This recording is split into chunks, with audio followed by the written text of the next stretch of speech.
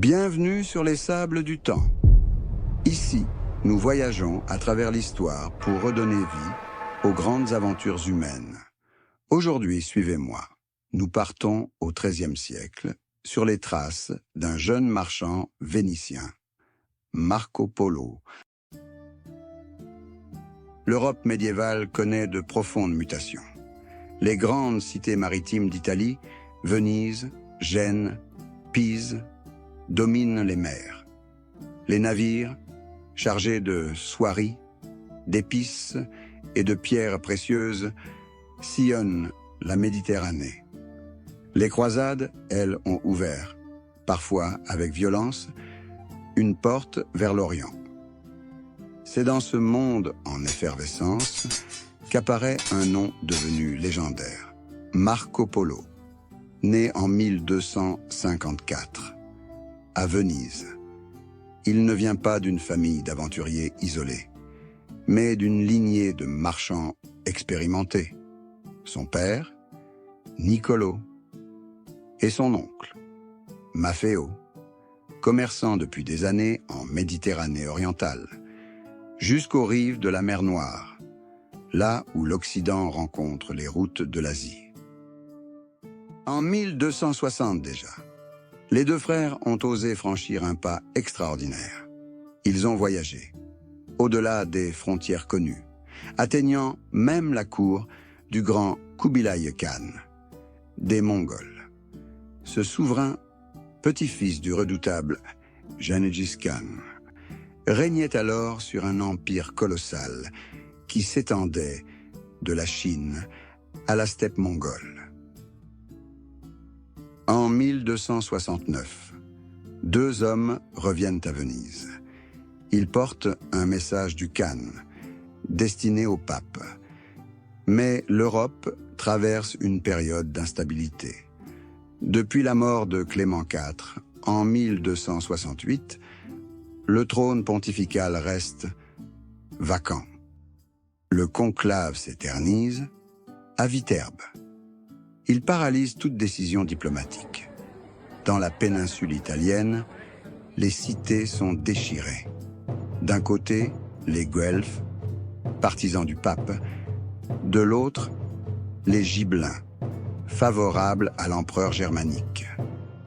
Ces rivalités, mêlées aux hésitations des souverains européens face à la puissance mongole, retardent toute réponse officielle au Grand Khan. 3 ans plus tard, en 1271, il décide de repartir. Mais cette fois, il ne voyage pas seul. Avec eux, Marco. Il n'a que 17 ans. Leur objectif est clair, répondre à l'invitation du Grand Khan. Pour le jeune Marco, c'est le début d'un voyage extraordinaire.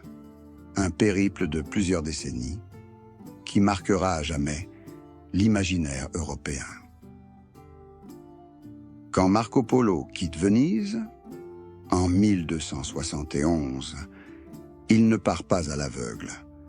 Son voyage s'inscrit dans le vaste mouvement du commerce international de son temps. La fameuse route de la soie n'est pas une simple route linéaire. C'est un enchevêtrement de pistes caravanières et de voies maritimes reliant l'Europe à la Chine. De la Méditerranée, les voyageurs gagnent d'abord Acre, le dernier grand port croisé. Là, ils obtiennent du pape Grégoire X des lettres destinées aux souverains mongols, un signe fort de l'importance diplomatique de leur mission. Car ce voyage n'est pas seulement commercial, il s'inscrit dans le jeu des alliances, des religions et des pouvoirs. Les Polos ne voyagent pas seuls. Comme tout marchand, ils s'intègrent à de grandes caravanes, de véritables villes en mouvement.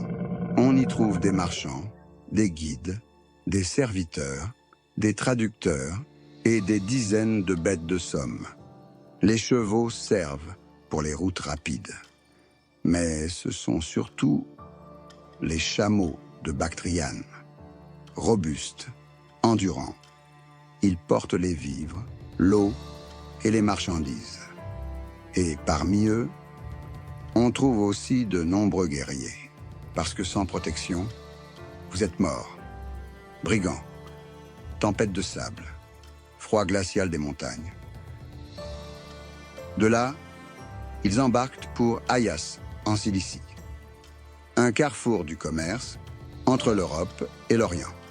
Puis commence le long voyage terrestre, à travers l'Arménie, la Mésopotamie et les hautes plaines d'Iran. Ils entrent en Perse, alors sous domination mongole.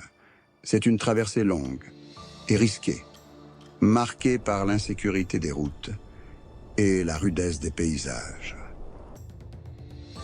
Ils découvrent de grandes cités marchandes, comme Tabriz, un carrefour où se négocient soieries, perles, tapis et épices. Les caravanes s'y croisent, venues d'Inde, d'Arabie, de Russie. Le monde semble s'y condenser en un marché vibrant et cosmopolite. Puis vient le Pamir, le toit du monde. 4000 mètres d'altitude. L'air devient si rare que chaque pas vous brise les poumons. Et après les montagnes, les déserts de Taklamakan, puis de Gobi. Des océans de sable, brûlant le jour, glacés la nuit, où le vent efface vos traces. Pour survivre, les voyageurs s'arrêtent dans les caravansérails, ces auberges fortifiées où se rassemblent les marchands, lieux d'échange, mais aussi de protection. Ils permettent aux caravanes de franchir les régions les plus hostiles. Chaque étape est une épreuve, mais chaque étape rapproche Marco Polo de sa destination, la cour du plus puissant souverain de son temps, Kubilai Khan.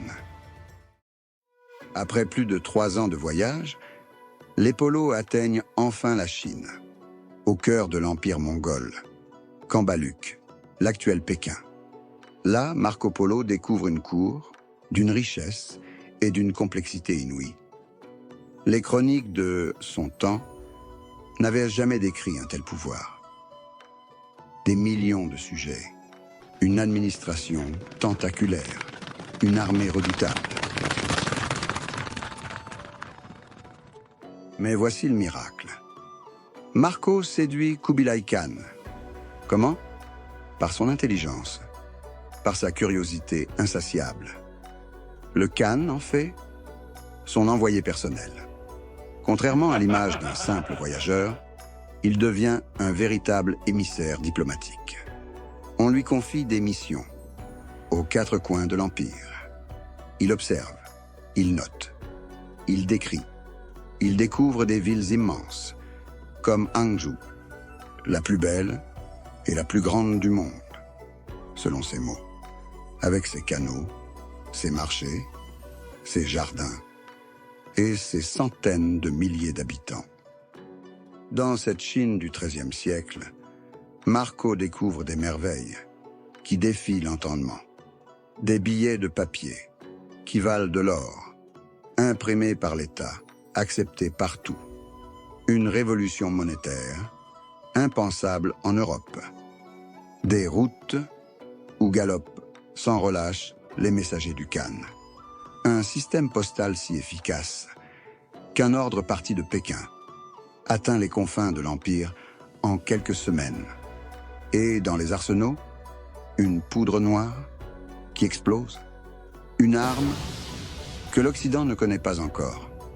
Même pour se chauffer, les Chinois utilisent des pierres noires, du charbon, qui brûle mieux que le bois, pour un Vénitien habitué aux pièces d'or et au parchemin. Ce monde bouleverse tous les repères. Tout cela nourrit le prestige du Khan, mais aussi la fascination de Marco. Plus qu'un simple voyage, c'est une plongée dans un autre monde. Marco Polo reste près de 17 ans, au service de Kubilai Khan, une durée considérable. Mais vers la fin du XIIIe siècle, la famille Polo songe au retour. Le souverain, vieillissant, les autorise à rentrer, en leur confiant une mission diplomatique. Escorter une princesse mongole du nom de Kokoshine, promise en mariage, à un prince perse. Le voyage de retour est encore plus périlleux que l'aller. Par la mer, il traverse l'Asie du Sud-Est, affronte les tempêtes de l'océan Indien, s'arrête à Sumatra, puis longe les côtes de l'Inde et du golfe Persique. Beaucoup de leurs compagnons de voyage ne survivent pas. En arrivant en Perse, ils apprennent que le futur mari est mort. La princesse épouse alors son fils Ghazan, scellant l'alliance avec le grand Khan. Après un arrêt à Constantinople, les Polos atteignent enfin Venise. En 1295, ils sont méconnaissables, riches d'or et de pierres précieuses, mais transformés par près d'un quart de siècle en Orient. Après 24 ans d'absence, Marco n'a pas le temps de savourer ses retrouvailles. Sa patrie est en guerre. Venise contre Gênes, le duel millénaire des républiques maritimes, fait rage sur toute la Méditerranée. En 1298, au large de la Dalmatie, la flotte vénitienne affronte les Génois. Marco commande une galère. La bataille tourne mal. Fait prisonnier, il se retrouve dans les geôles de Gênes. En prison, Marco Polo rencontre Rustichello de Pise, un écrivain.